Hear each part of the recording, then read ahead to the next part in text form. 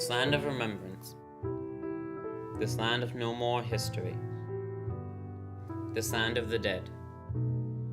My land, your land, our land.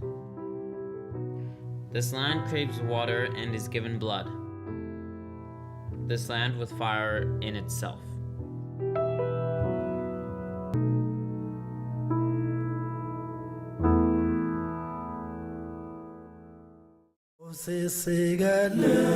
For decades, the white minority of South Africa used force and fear to maintain supremacy over the indigenous black majority.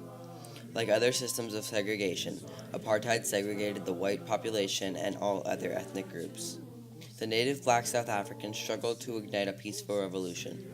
However, it was eventually necessary to resort to violence in order to produce a reaction that would lead to the end of the apartheid system. Ultimately, it took indomitable leaders, nonviolent and violent protests, and international pressure to end apartheid and reform the South African government.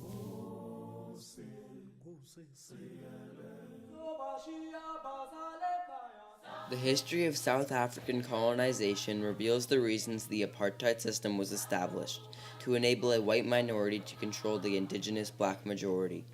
In the 17th century, the Dutch colonized South Africa in order to control trade route between Asia and Europe. In 1806, the British Empire seized South Africa after Napoleon conquered Holland in order to prevent French occupation of South Africa. The British were confronted by powerful Xhosa and Zulu tribes. After a series of violent wars, the natives were subdued. The South African Union began on May 31st, 1910, when the British ceded control of South Africa to the Dutch Boers. Throughout the next 30 years, the new South African government restricted black rights through the Natives Land Act, 1913, which limited black ownership to only 7% of all land, and the Natives Trust and Land Act, 1936, which set aside 14% of the land for black reserves. In 1948, the government made a decision to institutionalize racism towards blacks and other colored peoples.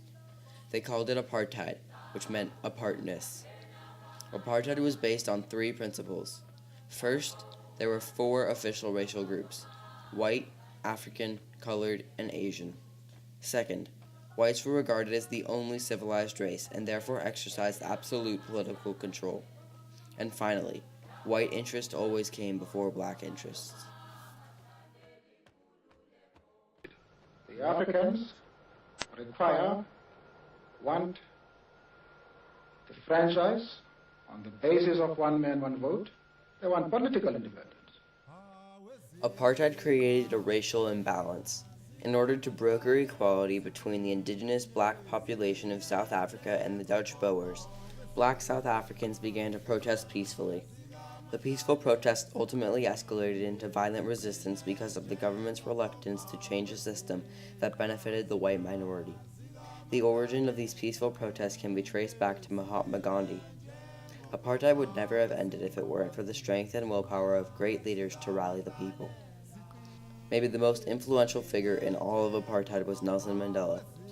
He was an activist and part of the African National Congress, or ANC, an organization which tried to equalize rights between blacks and whites. Another important figure in the fight against apartheid was Desmond Tutu, the Anglican Archbishop of Johannesburg. He was able to speak out against the injustice of apartheid by being a religious leader. When the government continued to oppress blacks, the ANC realized that the peaceful opposition alone was not going to eradicate this complex system of apartheid. Violent government actions, such as the Soweto riots and Sharpeville massacre, convinced anti-apartheid organizations that they had to change their tactics in order to free themselves from the shackles of oppression. The ANC formed a group called the MK, short for Umkhonto we Sizwe, or Spear of the Nation. The revolutionaries are tossing bombs in post offices and killing people. The MK carried out violent attacks on civilian, military, industrial, and infrastructural sites. Two of the most famous attacks were the sabotage on the Coburg power plant and the Church Street bombings, which together resulted in 22 deaths and 73 injuries. These actions successfully weakened infrastructure in support of the government. However, the violent acts caused the ANC to be classified as a terrorist organization. As the MK and other organizations attacked the government and stirred up the masses, the leaders of the government began to fight back by increasing security and responding more fervently to the anti-apartheid movement. Law enforcement arrested the leaders of the MK, including Nelson Mandela and Walter Sisulu, who were imprisoned in Robben Island for 27 years. Aside from the government reacting strongly to the violent methods of the MK, the citizens of South Africa were split in their opinions on the matter of revolution. Some were happy about the MK's methods because they believed that violence was necessary for government reform. However, others, who had businesses that relied on parts of apartheid, were upset, and there were some who were afraid of reprisals from the government. At the start of the Cold War, NATO and the majority of Western governments supported the supremacist government in South Africa, while the Soviet Union provided support for the ANC. This support allowed the non-whites to fight the government and the whites to economically fuel apartheid in South Africa. Apartheid became more and more politically unpopular, politically difficult to support as people were being killed and maimed and hurt. By the end of the 1980s, many countries disagreed with South Africa's segregationist ideals and placed embargoes and economic sanctions on South Africa. South Africa was kicked out of worldwide events such as the 1988 Olympics, and musicians created Artists Against Apartheid to combat the corrupt system.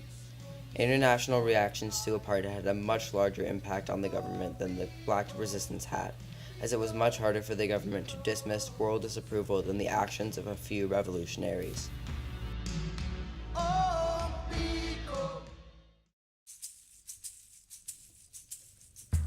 After increasing global pressure, the South African government made moves to abolish apartheid. Prime Minister F.W. de Klerk approached Mandela and released him from prison to begin negotiations. In a position to announce that Mr. Nelson Mandela will be released at the Victor Verster prison on Sunday, the 11th of February, at about 3 p.m. The leaders of the government met, and with a unanimous vote, they abolished the segregationist system. When the South African parliamentarians called for the vote and they said, "I do eliminate apartheid immediately," they did. From 1990 until 1994, the government slowly transitioned South Africa into an equal society. They made reforms such as letting blacks and Indians into parliament and creating black trade unions to increase black citizens' importance in the economy. By the time Nelson Mandela was elected president in 1994, the apartheid system had primarily been eradicated. He chose the high road. He said, let's forgive, but not forget. The reform of South Africa proved to be a difficult task. Integrating a community that before that point had been segregated proved to be difficult. After apartheid ended, the new government, led by Mandela, created Truth and Reconciliation Committees to resolve the conflicts between the black and white, to forgive but not forget. 20 years after the disbanding of the apartheid system, the South African government is still trying to recover from the economic hardships and social division that came about because of apartheid.